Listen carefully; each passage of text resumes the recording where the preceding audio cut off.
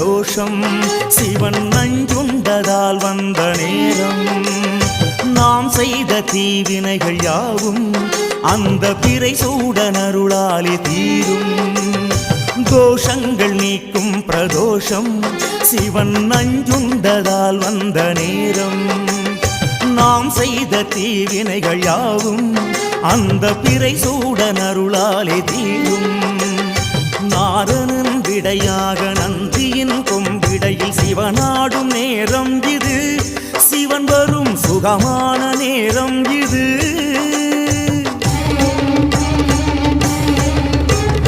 கருணாகரன் சுத்த சிவமானவன் கருணை பொழிகின்ற நேரம் இது